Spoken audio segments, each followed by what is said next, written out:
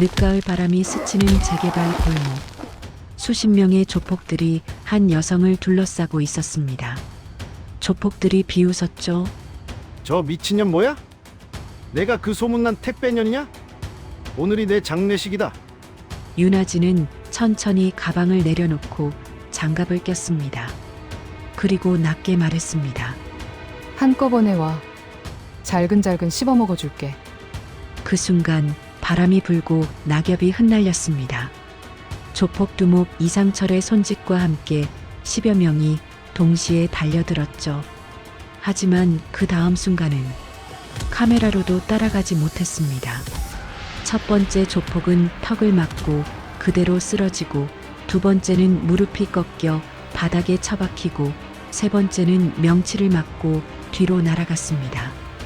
단 몇 초, 조폭들이 낙엽처럼 바닥으로 굴러떨어졌습니다. 그리고 이 모든 장면은 근처 건물 창문 뒤에서 누군가가 촬영 중이었죠.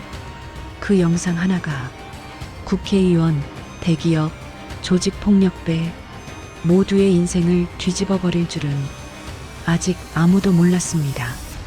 하지만 그 중심에는 707 특임대 대테러 진압 무술교관 윤아진 중사가 있었습니다.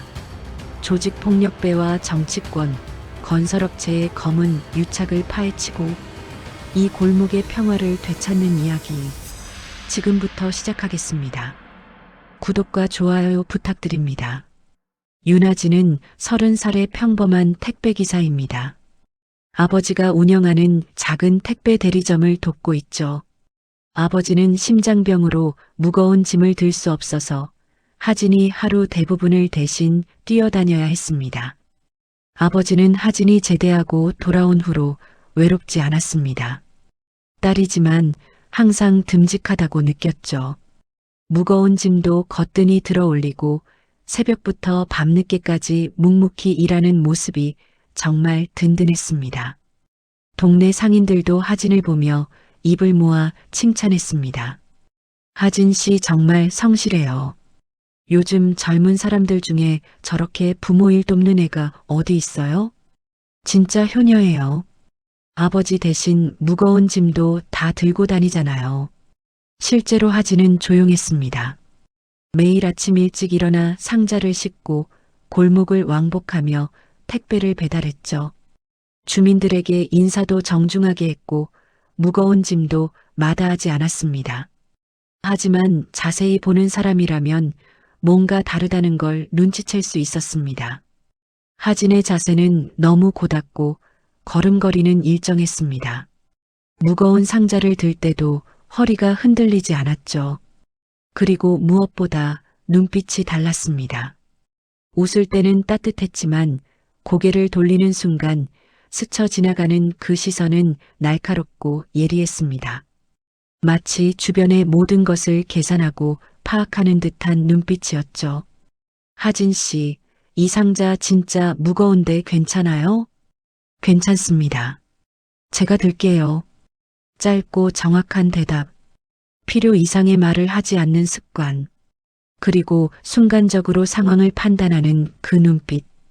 이 모든 게 평범한 택배기사와는 조금 달랐습니다. 하지만 아버지는 몰랐습니다. 하진이 707 특임대 중위 출신 대테러 진압과 무술교관이었다는 사실을요. 이때까지만 해도 하진은 평범하게 살 수 있다고 믿었습니다. 과거는 과거로 남겨두고 아버지 곁에서 조용히 살아가면 된다고 생각했죠. 이 골목은 유흥가 조폭두목 이상철이 이끄는 조직의 아지트와 붙어 있습니다. 조직원들은 상인들에게 보호비를 뜯어냈습니다. 매달 정해진 날이면 가게마다 찾아와 돈을 받아갔죠. 말을 안 들으면 가게 유리를 깨거나 손님들을 쫓아냈습니다. 상인들은 장사를 계속하려면 조폭들에게 돈을 상납하는 방법밖에 없었습니다. 경찰에 신고해봤지만 소용없었습니다. 증거가 부족하다는 이유로 제대로 된 조사도 이뤄지지 않았죠. 오히려 신고한 상인은 더 심한 보복을 당했습니다. 윤아진은 배달을 다니며 이런 장면들을 자주 목격했습니다. 떨리는 손으로 돈을 건네는 노인, 겁에 질려 눈물을 흘리는 식당 주인, 가게 문을 닫고 도망치듯 떠나는 사람들. 하지만 하진은 참았습니다. 자신은 그저 외부인 택배기사일 뿐이라고, 개입하면 하진 아버지에게까지 피해가 갈 수 있다고 생각했죠. 그런데 며칠 전부터 분위기가 달라졌습니다. 조직원들은 재개발 지역 상인들을 쫓아내기 위해 노골적으로 괴롭히기 시작했습니다. 손님을 위협하여 내쫓고 아예 업소 안에서 큰 소리로 담배를 피우고 욕하며 떠들었죠. 손님들이 스스로 나가게 만드는 것이었습니다. 어느 날 하진은 배달 중 골목에서 끔찍한 장면을 목격했습니다. 행동대장 태수 그리고 조직원 민석 진우 이렇게 3명이 70대 문구점 할아버지를 둘러싸고 있었죠. 이 영감탱이가 물건 밖에다 내놓지 말라고 했을 텐데 귀를 처먹었나? 젊은이들 자꾸 이러지 말아요. 제가 치울게요. 순간 민석이 할아버지를 거칠게 밀쳤습니다. 할아버지는 그대로 바닥에 엉덩방아를 찧으며 쓰러졌습니다. 하진은 더 이상 참을 수 없었습니다. 그만하세요. 행동대장 태수가 하진을 쳐다봤습니다. 그리고 비웃으며 말했죠. 뭐야 이 여자? 택배기사가 어딜 끼어들어? 처맞기 싫으면 갈 길 가. 하지만 하진은 물러서지 않았습니다. 오히려 태수 앞으로 당당하게 걸어갔죠. 지금 주변 사람들이 다 보고 있는데 한번 해볼 건가요? 주변을 둘러보니 상인들과 행인들이 모두 이쪽을 바라보고 있었습니다. 몇몇은 핸드폰을 꺼내 들고 있었죠. 조폭들은 서로 눈빛을 주고받았습니다. 공개된 장소에서 여자를 때릴 수는 없었죠. 다음에 걸리면 뒤지는 줄 알아. 조심해. 조폭들은 자리를 떠났습니다. 담배를 피며 걸어가는 민석이 태수를 향해 조롱석인 말투로 말했습니다. 형님 근데 택배하는 년이 졸라 이쁜데요. 가슴도 빵빵하고 킥킥킥. 태수는 그러게 얼굴도 반반한 게 먹고 싶더라고. 킥킥킥. 그들은 저질스럽게 대화하며 멀어지고 있었습니다. 할아버지는 떨리는 손으로 하진의 손을 잡았습니다. 고맙네. 정말 고마워. 하진은 의문이 들었습니다. 조폭들이 상인들을 왜 이렇게 괴롭히고 있는지, 경찰들은 왜 가만히 있는지, 뭔가 더 큰 배경이 있다는 걸 직감했죠. 하진은 친한 업소 사장에게 모든 이야기를 들었습니다.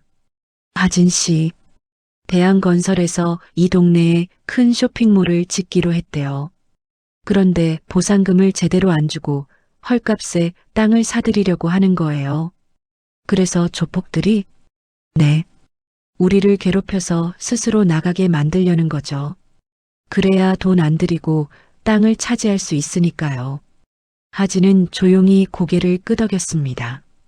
그리고 그 배후에는 대한건설과 국회의원 박용태가 있다는 소문이 돌았습니다. 버티는 몇몇 노인 상인들 때문에 재개발 일정이 늦어지자 대한건설 회장 최만식은 조폭 두목 이상철에게 명령했습니다. 수단과 방법을 가리지 말고 땅을 헐값에 사들여야 해. 일 처리가 잘 되면 이 실장에게 한 자리 주지. 최만식 회장은 조폭 두목 이상철에게 두둑한 보상을 약속하며 잡다한 일들을 맡기고 있었습니다. 하지만 윤하진이라는 평범한 택배기사가 앞으로 조폭들에게 얼마나 큰 걸림돌이 될지는 아무도 모르고 있었습니다. 며칠 후 윤하진은 배달 목록을 확인하다가 수상한 주소 하나를 발견했습니다. 골목 안쪽 조폭들의 사무실이었습니다. 하진은 망설이지 않고 상자를 들고 그곳으로 향했습니다. 문을 열자마자 건달 서너 명이 소파에 앉아 담배를 피우고 있었죠. 그중 한 명, 행동대장 태수가 하진을 보더니 입꼬리를 올렸습니다. 이거 며칠 전에 본 그 택배 아가씨 아니야? 옆에서 조폭 민석이 킥킥거리며 거들었습니다. 맞네. 할배 감싸던 그 언니네. 킥킥킥. 그러자 태수보다 서열 아래인 민석이 담배를 입에 물고 하진에게 다가오며 말했습니다. 이쁜 언니, 커피 한잔하고 우리랑 놀다 가지. 민석이 하진의 팔을 잡으려 손을 뻗는 순간 하진은 아주 자연스럽게 그의 손목을 꺾어 비틀었습니다. 짧은 비명과 함께 민석이 바닥에 무릎을 꿇었습니다. 하진은 아무렇지 않게 손을 놓으며 낮은 목소리로 말했죠. 가만히 있는 사람 건들면 무슨 일이 생길지 모르니까 이쯤 해두는 게 좋을 겁니다. 순간 다른 조폭들은 얼어붙었습니다. 방금 무슨 일이 일어난 건지 이해조차 못한 표정이었죠. 하진은 상자를 탁자 위에 올려놓고 조용히 문을 나섰습니다. 뒤에서 조폭들의 목소리가 들려왔습니다. 아, 저 여자 뭐야? 그냥 택배기사 아니야? 하지만 하진의 눈빛과 움직임을 본 순간 그들은 본능적으로 느꼈습니다. 저 여자는 평범한 사람이 아니라는 것을. 분명 뭔가 있는 여자 같긴 한데 판단하기가 힘들었습니다. 다음 날 행동대장 태수는 막내 진우를 불러 지시했습니다. 진우야, 그 윤아진이라는 여자 언제부터 동네에 있었는지, 어디서 뭐 했는지 싹 조사해와. 막내 진우는 신상 파악을 마친 뒤 선배 조폭들에게 보고했습니다. 30살 윤아진, 육군 중위 제대, 한경택배 대리점이 아버지 거예요. 제대한 지는 한 달쯤 됐다고 합니다. 태수가 물었습니다. 특별한 거 있냐? 진우가 고개를 저었습니다. 없습니다. 아침 저녁으로 운동하는 것밖에 없고 특별한 건 없습니다. 이야기를 들은 조폭들은 의아해했습니다. 어디서 저런 배짱이 나오고 어떻게 민석 같은 덩치를 단숨에 제압했는지 의문이 들었죠. 하지만 그냥 우연의 일치라고 생각하며 크게 신경 쓰지는 않았습니다. 그로부터 며칠 후 동네에 충격적인 소식이 전해졌습니다. 재개발을 끝까지 반대하던 문구점 할아버지가 사망했다는 것이었습니다. 문구점 할아버지는 재개발 지역에서 거의 철수하고 남은 10여 곳 중 한 곳이었습니다. 경찰 발표는 간단했습니다. 음주 후 계단에서 넘어진 단독사고로 추정됩니다. 하지만 그날 밤 실제로는 이런 일이 있었습니다. 조폭 행동대장 태수, 민석, 막내인 진우 3명이 문구점 할아버지를 찾아왔습니다. 할아버지, 좋게 말할 때 여기 도장 찍어. 안 그러면 더 안 좋게 쫓겨날 수가 있어. 여기 말고는 갈 곳이 없다니까. 보상금을 제대로 줘야 갈 수 있습니다. 할아버지는 힘들게 사정하며 말했습니다. 아, 이 양반이 진짜. 순간 한민석이 할아버지의 가슴을 거칠게 밀쳤습니다. 할아버지는 비틀거리며 뒤로 넘어졌고 뒤쪽 계단 모서리에 머리를 세게 부딪혔습니다. 턱하는 둔탁한 소리, 그리고 붉은 핏물이 계단에 흘러내렸습니다. 조폭들이 피를 모는 순간 모두 얼어붙었습니다. 아, 이거 진짜 큰일 난 거 아니냐? 태수가 떨리는 목소리로 말했습니다. 설마 죽은 건 아니겠지요, 형님. 민석이 불안한 얼굴로 태수를 바라보며 작게 말했습니다. 태수는 진우를 보며 얼른 편의점 가서 소주 2병 사오라고 지시했습니다. 진우가 사온 소주를 태수는 할아버지 옷에 소주를 뿌리고 입에도 부었습니다. 이 영감탱이는 술 먹고 넘어진 거야. 이렇게 사건을 조작하고. 조폭들은 황급히 주변을 정리하고 그 자리를 떠났습니다. 얼마 후 지나가던 행인이 할아버지를 발견하고 119에 신고했습니다. 구급차가 도착했고 할아버지는 병원으로 후송됐지만 결국 사망했습니다. 구급대원 증언에는 할아버지가 술 냄새가 많이 났다고 했습니다. 결국 경찰은 제대로 된 수사도 없이 음주 사고로 결론을 내렸죠. 하지만 언론과 기자들 사이에서는 석연치 않은 점들이 있다며 재수사를 촉구하는 기사를 내보내고 있었습니다. 한편 조폭 사무실에서는 긴급 전화가 걸려왔습니다. 대한건설 회장 최만식의 목소리가 전화기 너머로 터져나왔습니다. 이상철, 일을 크게 만들지 말고 조용히 처리하라고 했을 텐데. 죄송합니다, 회장님. 그쪽에서 너무 버텨서. 어떡할 거야? 이런 일 하나 제대로 처리 못하는데 앞으로 무슨 일을 맡길 수가 있겠어. 뒤처리 깔끔하게 처리하겠습니다. 너무 걱정하지 마십시오, 회장님. 이상철은 회장에게 굽신거리며 죄송하다고 했습니다. 언론은 내가 어떻게든 막아볼 테니까 사건 조작이나 똑바로 해. 최만식 회장은 그렇게 말하며 전화를 끊었습니다. 최만식 회장은 화를 참지 못하고 전화를 세게 내리치며 끊고 국회의원 박용태에게 도움을 요청했습니다.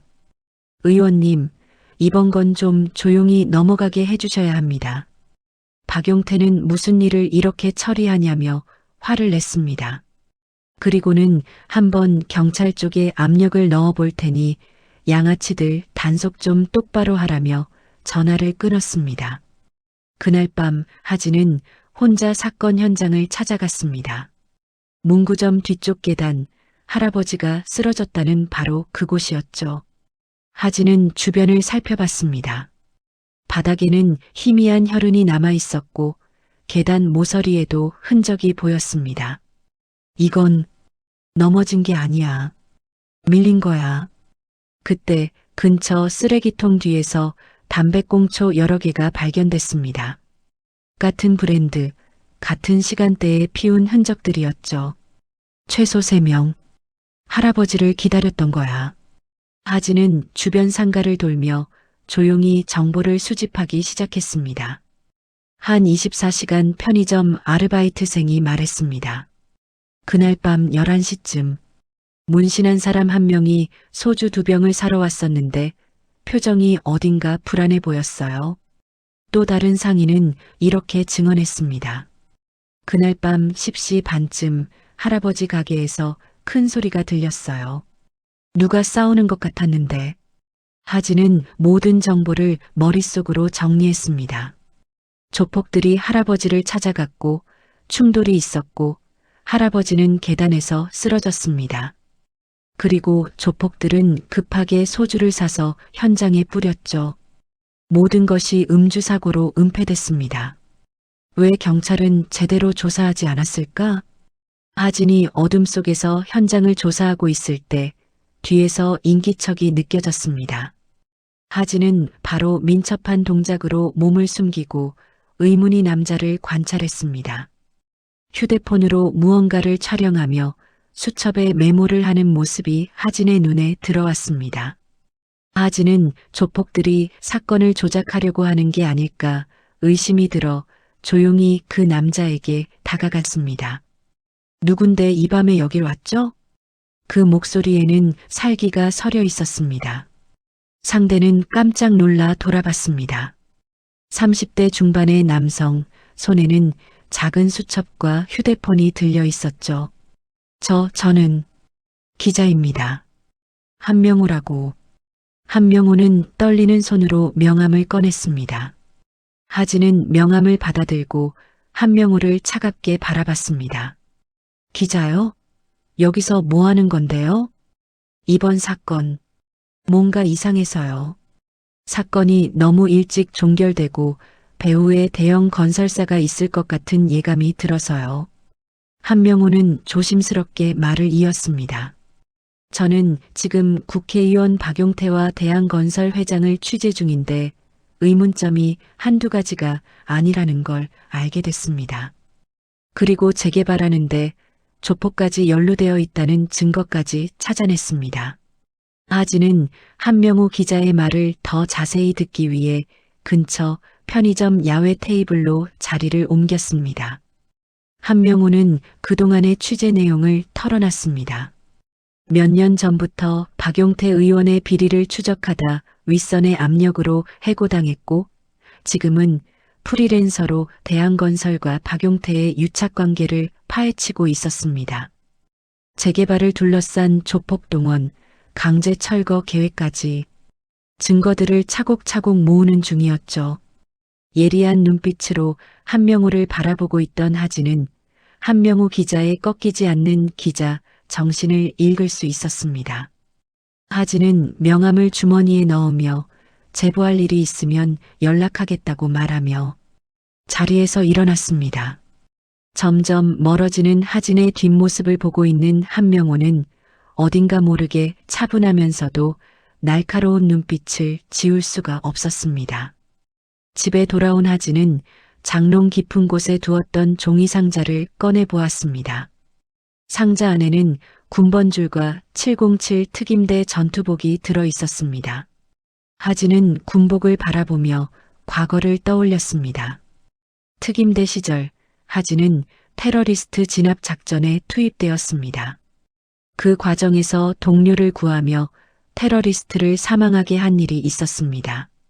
윗선에서는 과잉 진압이라는 말들이 있었지만 그때 그렇게 하지 않았더라면 동료를 잃을 뻔했다는 것을 모두 알고 있었습니다. 하지만 하진은 그 충격으로 더 이상 폭력은 쓰지 않기로 다짐했습니다. 하진은 군복을 천천히 펼쳐들고 오랫동안 바라봤습니다. 다시는 이걸 입지 않을 줄 알았는데. 하지만 할아버지가 쓰러지던 순간이 조폭들이 술을 뿌리던 그 장면이 계속 머릿속을 맴돌았습니다. 하진은 조용히 결심했습니다. 이제는 가만히 있을 수 없어. 다음 날부터 하진은 평소처럼 택배 배달을 하며 조폭들과 주민들의 이야기를 들었습니다. 골목을 오가며 조금씩 상황을 파악해 나갔죠. 주민들은 이제 더 이상 못 버티고 쫓겨날 거라고 했습니다. 철거 용역 깡패들이 투입될 거라는 소문이 돌고 있었죠. 그날 오후 하진은 배달 중 골목에서 조폭들과 마주쳤습니다. 민석과 태수, 진우 그리고 몇 명의 조직원들이었습니다. 조폭들 중 행동대원으로 가장 선배인 태수가 먼저 말을 했습니다. 어이 이쁜 언니, 택배 배달 내가 해줄 테니까 나랑 한번 하자. 그러자 민석이 킥킥대며 말했습니다. 형님, 저도 맛 좀 보겠습니다. 민석은 담배 연기를 하진의 얼굴에 뿜어댔습니다. 하진은 미친놈들이라고 중얼거리며 그냥 지나쳐 가려고 했습니다. 지금은 때가 아니라고 생각했습니다. 그때 민석의 손이 하진의 어깨를 거칠게 잡았습니다. 순간 하진은 그대로 뒤로 돌면서 팔꿈치로 민석의 턱을 올려쳤습니다. 민석의 비명소리와 함께 몸이 뒤로 꺾였고 하진은 앞발을 가볍게 들어 올리는 듯 하더니 다음 순간 도끼처럼 수직으로 강하게 떨어뜨리며 발뒤꿈치로 다시 한번 민석의 얼굴을 가격했습니다. 퍽! 둔탁한 소리와 함께 민석은 바닥에 고꾸라지며 코뼈가 부러진 채 피를 질질 흘리며 정신을 잃었습니다. 10초 만에 벌어진 이 광경을 본 태수와 조직원들은 그 자리에서 얼어붙어 소리조차 낼 수 없었습니다. 하진은 차갑게 경고했습니다. 더 이상 상인들을 괴롭히는 게 눈에 띄면 가만두지 않겠다고. 하진은 그렇게 말하고 자리를 떠났습니다. 조폭들은 쓰러진 민석을 부축하며 분노에 떨었고 지금 벌어진 상황을 이해할 수가 없다는 표정이었습니다. 다음 날 조폭들은 복수를 계획했습니다. 민석이 제안했습니다. 저 여자 아버지가 택배 대리점을 한다며 거기로 가자고. 오후 3시 조폭 5명이 한경택배 대리점에 들이닥쳤습니다. 민석은 퉁퉁 부은 얼굴로 당신 딸이 자신을 이렇게 때렸으니 깽값을 물어달라며 위협했습니다. 박스들이 사무실 바닥에 흩어졌습니다. 아버지가 소리쳤지만 조폭들은 멈추지 않았습니다. 한편 한명호 기자는 조폭들의 동선을 미행하고 있었습니다. 한명호는 택배 대리점 앞에 멈춰선 조폭들을 발견하고 급하게 달려가 기자라며 소리쳤습니다.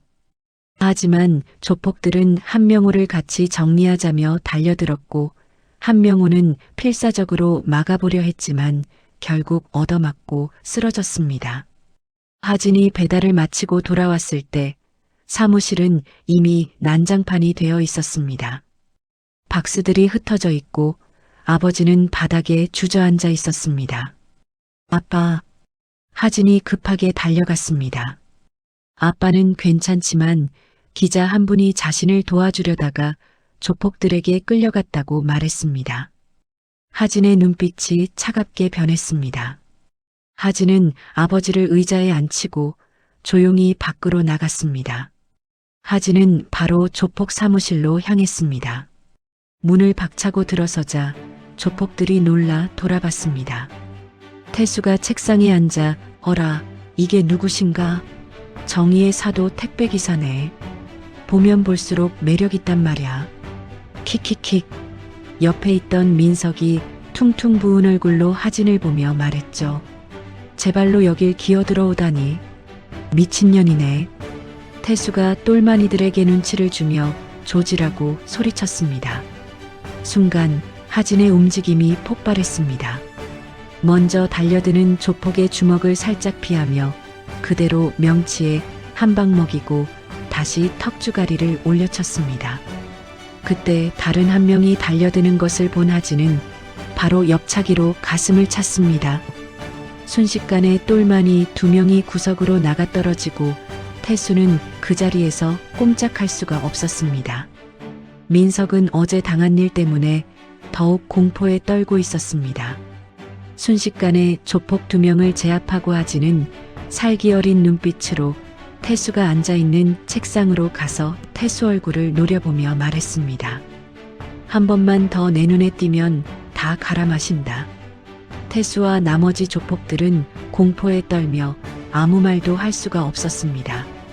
구석에 쓰러져 있던 한명호를 발견한 하진은 그를 부축해 밖으로 나왔습니다. 조폭 사무실에는 정적만이 흘렀습니다. 다음 날 두목 이상철은 얼굴에 멍이 들고 팔에 붕대를 감은 민석과 조직원들을 보고 분노했습니다. 여자 하나한테 당했다는 말에 이상철은 책상을 쾅 내리쳤습니다. 병신 새끼들, 여자 한 명한테 당했다는 게 말이 돼. 하며 화를 참지 못하고 소리쳤습니다. 민석이 윤하진이라는 택배기사지만 결코 만만하게 볼 상대는 아니라고 보고했습니다. 이상철은 담배 연기를 길게 내뿜으며 결정했습니다. 3일 후 강제 철거 때 조직원 총동원, 똘마니들까지 다 집합시키고 그 택배년도 그날 처리한다. 한편 한명호는 하진에게서 치료를 받으며 물었습니다. 대체 어떻게 그렇게 싸울 수 있냐며 믿기지 않다는 표정으로 말했죠. 하진은 조용히 대답했습니다. 예전에 군대에서 무술을 배웠다고. 한명호는 의심스러운 눈빛으로 하진을 바라봤습니다. 그 정도 실력이 단순히 군대에서 배운 것일 리 없다고 생각했죠. 며칠 후 한명호는 하진에게 긴급히 연락했습니다. 3일 후 조폭들이 강제 철거를 계획하고 있고 그날 조직원 전부와 철거 용역업체까지 동원한다고 말했습니다. 하진은 전화를 끊고 조용히 결심했습니다. 이제는 끝을 내야 할 때야. 하진은 장롱에서 전투복을 꺼냈습니다. 그날 조폭들을 완전히 제압하기로 마음먹었습니다. 하진은 한명호와 만나 강제 철거 당일의 계획을 논의했습니다. 한명호는 걱정스러운 표정이었습니다. 3일 후면 조직원 전부가 동원됩니다. 수십 명이 넘을 겁니다. 혼자서는 위험하니 경찰에 신고하는 게 어떻겠냐고 물었죠. 하진은 고개를 저었습니다. 경찰은 이미 매수됐을 겁니다. 신고해봤자 소용없습니다. 필요한 건 결정적인 증거였죠. 그때 하진의 전화가 울렸습니다. 알 수 없는 번호였습니다. 전화를 받자 떨리는 목소리가 들려왔습니다. 조폭 조직에 있는 진우라는 남자였습니다. 할 말이 있으니 만나줄 수 있겠냐고 물었죠. 하진은 잠시 망설이다가 장소를 정했습니다. 그날 밤 하진은 공원 뒤편으로 갔습니다. 어둠 속에서 젊은 남성이 불안한 표정으로 서 있었습니다. 진우였습니다.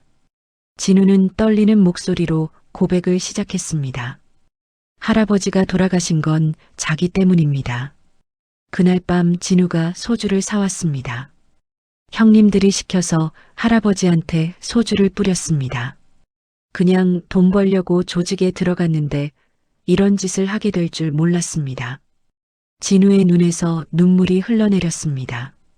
하진은 조용히 진우를 바라봤습니다. 진우가 계속 털어놨습니다. 3일 후 형님들이 주민들을 다 쫓아냅니다. 반항하는 사람들은 다치게 만들 겁니다. 저는 더 이상 이런 일에 가담할 수 없습니다. 그래서 증거를 가져왔습니다. 진우는 가방에서 서류 봉투를 꺼냈습니다. 조직 장부였습니다. 대한건설에서 받은 돈, 박용태 의원한테 올라간 돈이 다 기록되어 있었죠. 하진은 서류를 펼쳐봤습니다. 상세한 입출금 내역이 적혀 있었습니다. 대한건설 최만식 회장이 이상철에게 매달 수천만 원을 건넸고 그중 일부가 박용태 의원에게 전달됐습니다. 재개발 허가를 빨리 받기 위한 뇌물이었죠. 하진은 말했습니다. 이것만으로는 부족합니다. 진우가 다시 가방을 뒤졌습니다.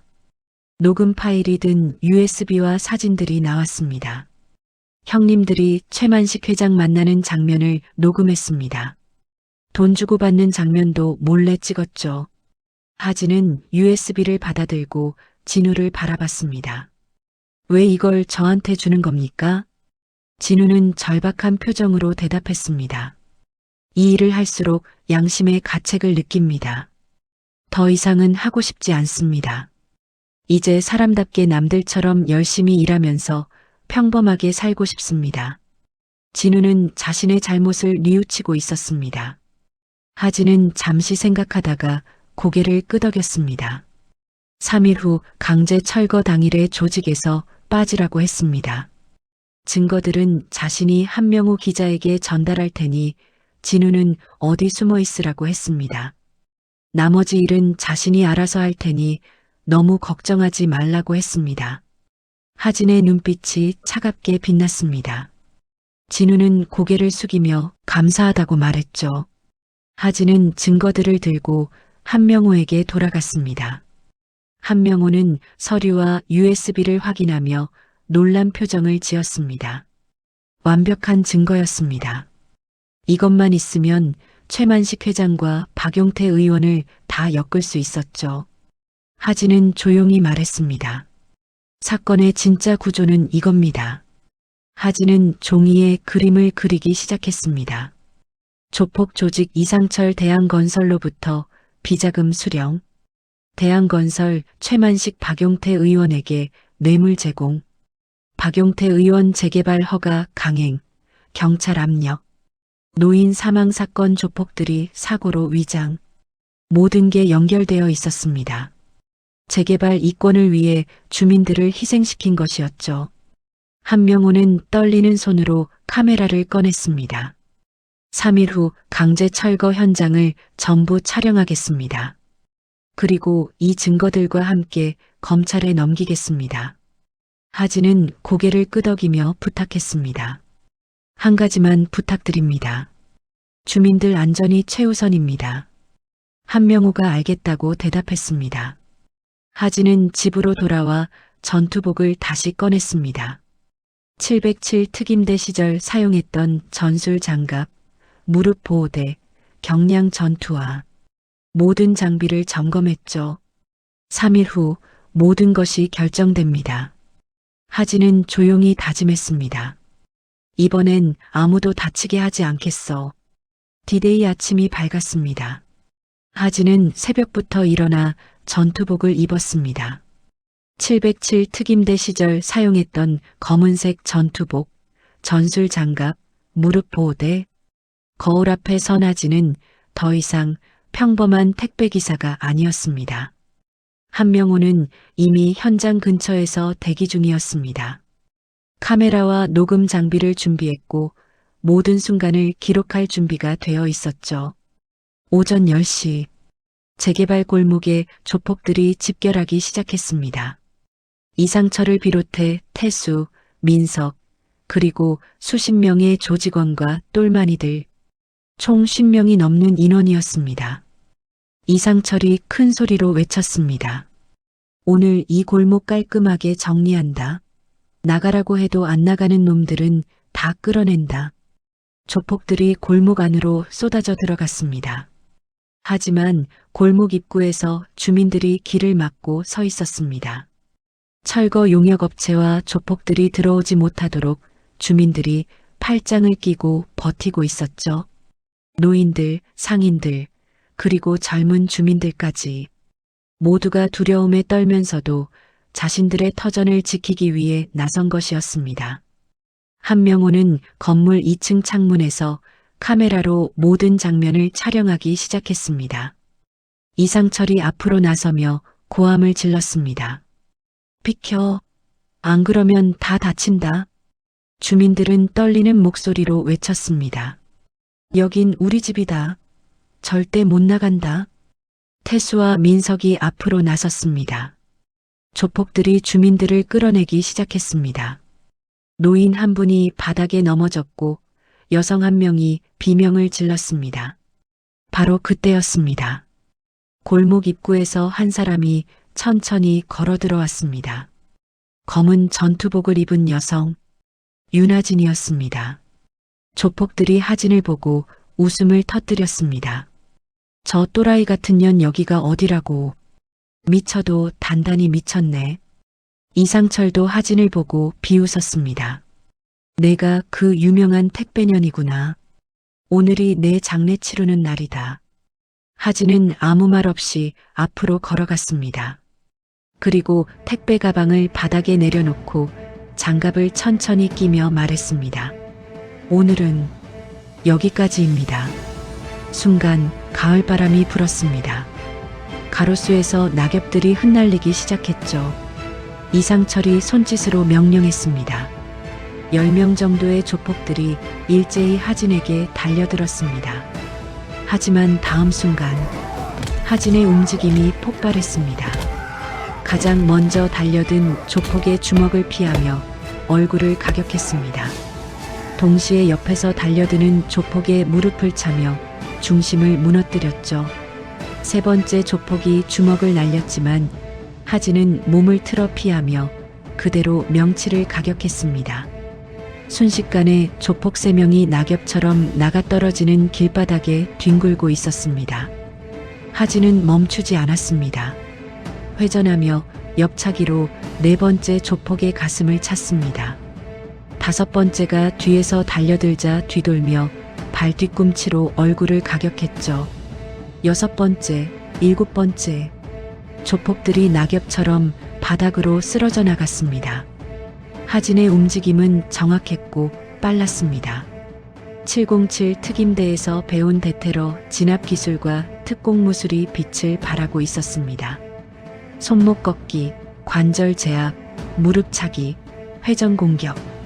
급소만 노리며 정확하게 가격했습니다. 30초가 지났을 때 10명이 넘는 조폭들이 바닥에 쓰러져 있었습니다. 조직원들이 당황하기 시작했습니다. 태수가 소리쳤습니다. 한 번에 덤벼. 다구리는 못 당한다. 조폭들이 다시 몰려들었습니다. 하지만 결과는 같았습니다. 하진은 주변 상인들을 피해 최소한의 동선으로 움직이며 조폭들을 하나씩 제압해 나갔습니다. 민석이 쇠파이프를 들고 달려들었지만 하진은 손목을 잡아 비틀며 파이프를 빼앗았습니다. 그리고 그대로 민석의 다리를 쳐서 쓰러뜨렸죠.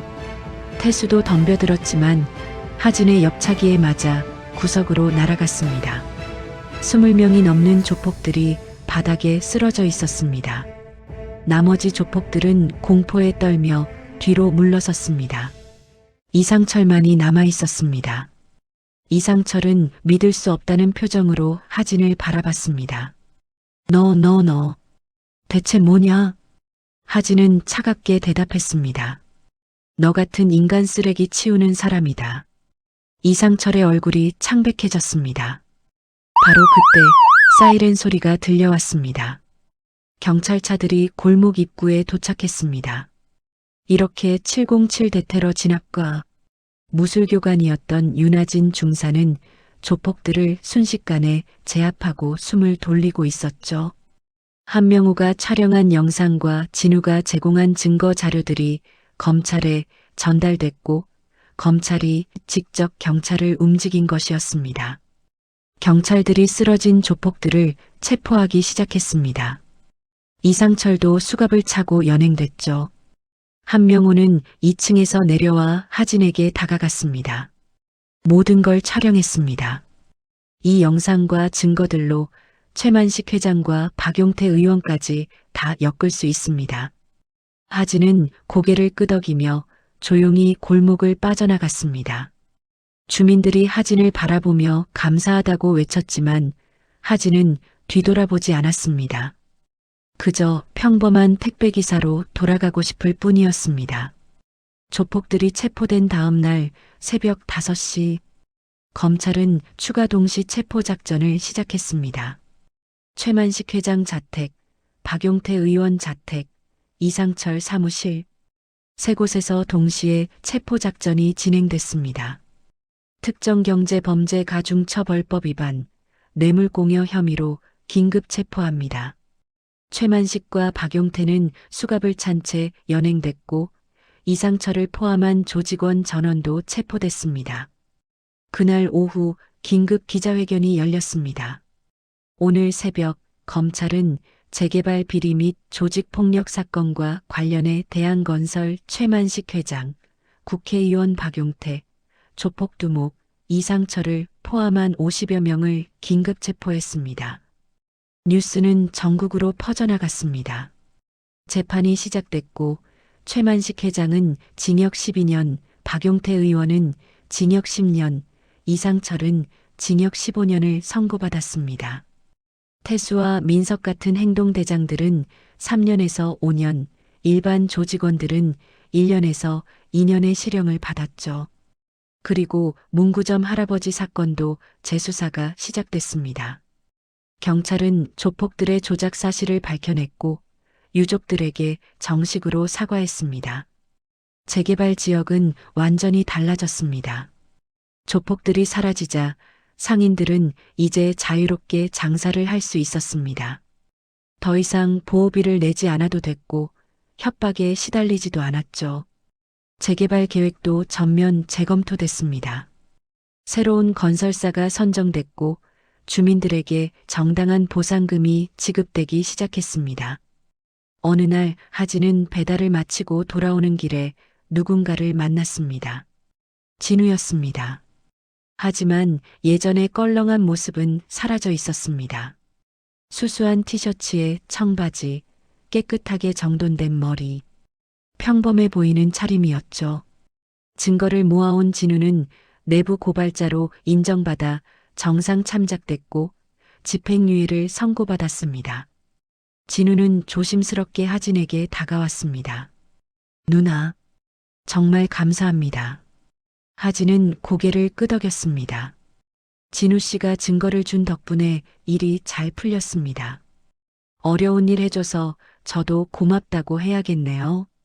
진우는 손을 저었습니다. 아닙니다, 누나. 제가 해야 할 일을 한 것뿐입니다. 이제 어떻게 할 겁니까? 정직하게 살고 싶습니다. 그래서 누나 택배 대리점에서 일하면서 자격증 공부를 하고 싶습니다. 하진은 잠시 생각하다가 말했습니다. 우리 아버지께 말씀드려보죠. 하지만 쉬운 일은 아닙니다. 괜찮습니다. 열심히 하겠습니다. 며칠 후 진우는 한경택배 대리점에서 일하기 시작했습니다. 무거운 짐을 나르고 상자를 분류하며 땀을 흘렸죠. 하진은 그런 진우를 지켜보며 작게 미소 지었습니다. 한편 한명호는 이번 취재로 대형 언론사 탐사보도팀장으로 스카우트 됐습니다. 그동안 프리랜서로 외롭게 싸워왔지만 이제는 제대로 된 무대에서 일할 수 있게 된 것이었죠. 한명호가 촬영한 영상은 유튜브에 업로드됐습니다. 707 특임대 출신 택배기사, 조폭 50명 제압. 영상은 순식간에 퍼져나갔습니다. 조회수는 100만 회를 넘어섰고 댓글은 수천 개가 달렸습니다. 여러 방송국에서 하진에게 인터뷰 요청이 쏟아졌습니다. 하지만 하진은 모두 거절했습니다. 저는 그냥 평범하게 살고 싶습니다. 하진의 대답은 단호했습니다. 하진은 다시 평범한 택배기사로 돌아갔습니다. 매일 아침 일찍 일어나 트럭에 상자를 싣고 골목을 왕복하며 배달을 했죠. 주민들은 하진을 보며 반갑게 인사했습니다. 하진은 조용히 고개를 숙이며 인사를 받고 다음 배달지로 향했습니다. 하진은 창밖을 바라봤습니다. 평화로운 골목, 웃으며 걷는 사람들, 조용한 일상. 이것이 하진이 원했던 삶이었습니다. 707 특임대 시절은 이제 과거가 됐습니다. 하지만 하진은 알고 있었습니다. 언젠가 다시 누군가를 지켜야 할 순간이 온다면 주저없이 나설 것이라는 걸. 하진은 택배 가방을 메고 골목을 걸어갔습니다. 그의 뒷모습은 평범한 택배기사 그 자체였습니다. 하지만 재개발 지역 사람들은 알고 있었습니다. 평범한 택배기사가 얼마나 대단한 일을 했는지. 주민들은 모두 하진에게 감사와 존경의 눈빛을 보냈습니다. 진짜 영웅은 화려한 무대 위에 서지 않습니다. 그들은 우리 곁에서 묵묵히 자신의 자리를 지키며 살아갑니다. 그리고 정말로 필요한 순간 주저없이 나섭니다. 오늘도 골목은 평화롭습니다. 그 평화 뒤에는 누군가의 용기가 있었습니다. 지금까지 707 특임대 윤하진 시리즈 택배기사 편이었습니다. 오늘도 평온한 하루 되시고 건강하시길 기원합니다. 지금까지 사연별 책부록이었습니다. 감사합니다.